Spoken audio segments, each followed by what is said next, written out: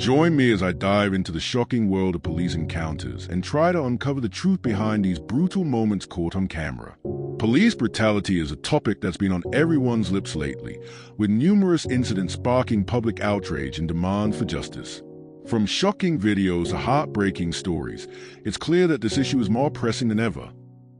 Before we dive deeper into this documentary story, I just want to remind you to like, share, and subscribe to the channel and hit the bell icon so you don't miss out on any of our future uploads. We post true crime, suspense-filled stories every week, and each case is more shocking than the last.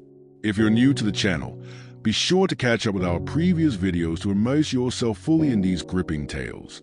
Now, let's jump right back into our story. The challenges faced by victims of police brutality are numerous.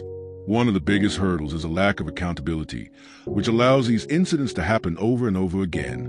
When law enforcement is supposed to protect and serve, but instead causes harm, it erodes trust within communities.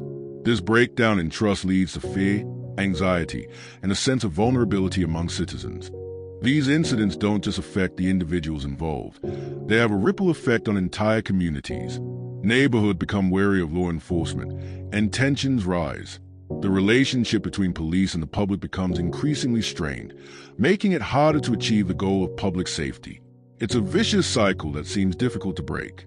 The impact on communities is often long-lasting. It can lead to social unrest, protests, and even violence. The trauma caused by these incidents can be passed down through generations, creating a legacy of mistrust and fear. It's essential to acknowledge the historical context of police brutality and its ongoing effects. For instance, the tragic incident involving Rodney King in 1991 sparked widespread outrage and protests across the United States. The footage of King being brutally beaten by police officers was shocking, and it raised questions about the use of force by law enforcement. Similarly, the 2014 Ferguson protests, which began after the fatal shooting of Michael Brown, highlighted the deep-seated issues of racial bias and police brutality. Another example is the case of Garner, who was choked to death by a police officer in New York City. The incident was caught on camera, and it sparked widespread protests and calls for reform. These incidents, and many others like them, have become a rallying cry for those advocating for police reform and accountability. One case that stands out in particular is the story of Tamir Rice, a 12-year-old boy who was shot and killed by police in Cleveland. The footage of the incident is heart-wrenching, and it raises questions about the use of force and the training of police officers. This case, in particular, highlights the need for change.